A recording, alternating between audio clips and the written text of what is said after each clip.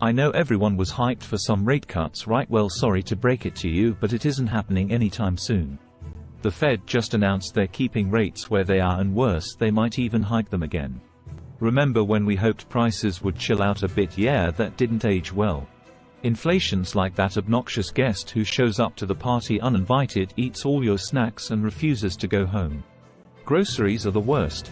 I swear milk costs as much as a fancy latte these days, and don't even get me started on the price of those stupid eggs.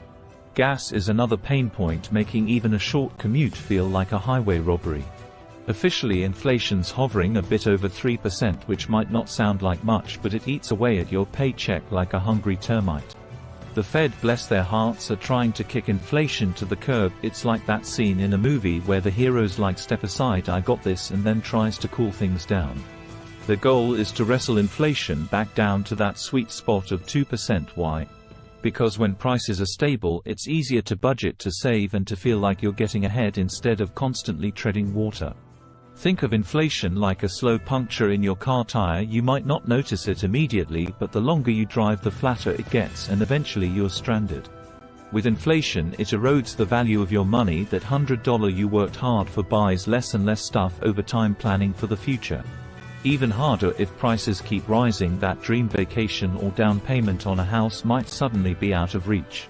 Worse, inflation can become this vicious cycle. Workers demand higher wages to keep up with rising costs. Companies charge more for their stuff to cover those higher wages, and we're stuck on this crazy inflationary spiral.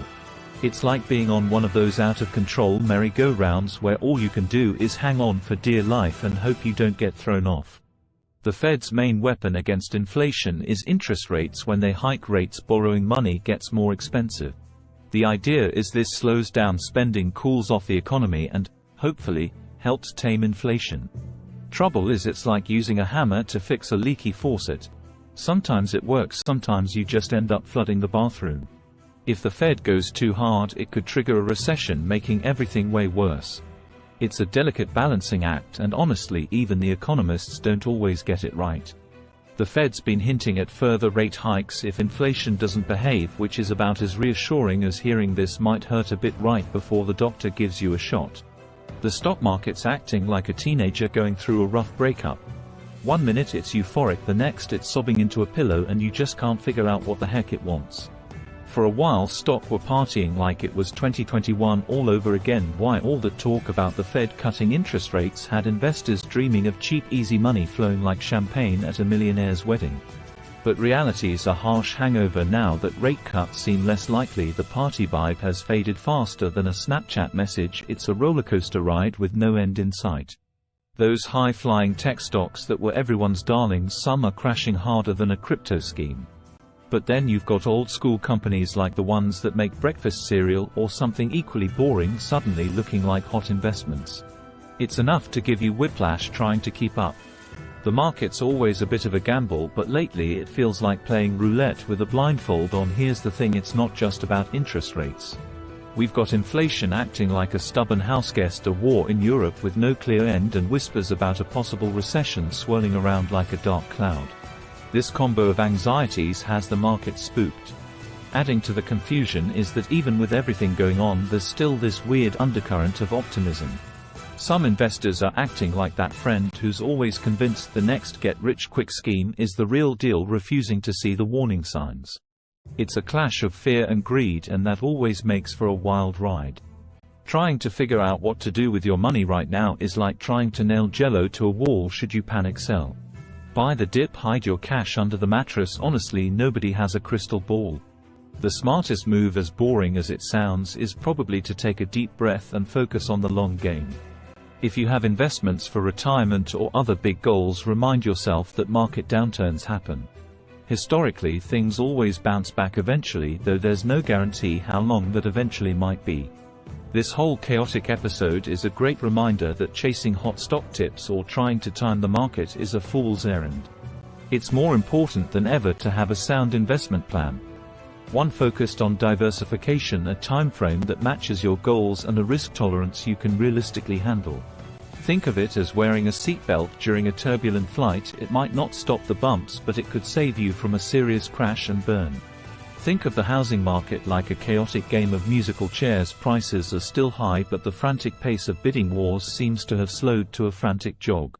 Still, for anyone trying to buy their first home, it's a frustrating situation where it feels like there's never a place to sit down.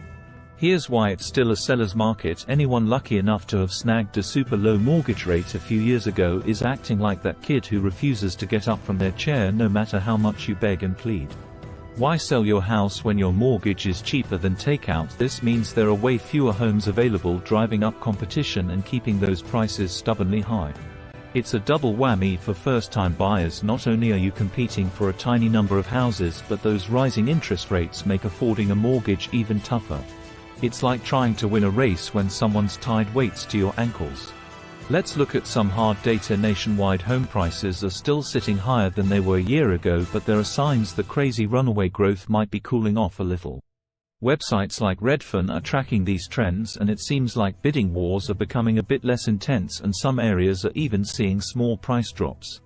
But here's the catch: those lower prices are often relative. Think of it like switching from paying a ridiculous amount for a studio apartment to merely paying a slightly less ridiculous amount. For a lot of aspiring homeowners, it still feels out of reach. The jobs market right now is the ultimate head-scratcher. It's like that friend who's always broke but somehow manages to have the latest sneakers and a full tank of gas. On the surface, the numbers look great. Unemployment's low, there are help-wanted signs everywhere, and companies seem desperate to hire. But there's a catch, and it's got the Fed sweating. See, a strong job market is normally a good thing, but right now it's adding fuel to the inflation fire. Think about it: when people are confident about their job prospects, they're more likely to spend money. That fancy dinner out, sure. New gadgets, why not? But all that spending drives up prices even higher, and we end up in this vicious cycle. Here's where things get extra weird. Logically, with inflation soaring and everyone worrying about a downturn, you'd think companies would play it safe and freeze hiring. But that's not what's happening. Why? A few reasons. The ghost of 2020. Many businesses remember the absolute chaos when COVID first hit. Layoffs galore, supply chains wrecked, and it took forever to get up and running again. They're terrified of another shock, leaving them short-staffed. It's like overpacking for a trip because you're paranoid about forgetting your toothbrush. Use it or lose it budgets. In some companies, if department heads don't spend their hiring budget, they risk getting less money next year. This leads to hiring sprees that aren't really based on need. It's the corporate equivalent of panic buying a bunch of stuff you don't need just because it's on sale. Productivity paranoia. Many employers are convinced that the key to weathering a storm is squeezing more work out of fewer people. So, they're piling responsibilities onto existing employees while still trying to hire for those critical roles. Think of it as trying to run a marathon while carrying someone on your back. Basically, Powell's message is we're not budging on rates until inflation chills out, and by the way, we might even hike them again if things get worse. Buckle up, buttercup, this could be a bumpy ride.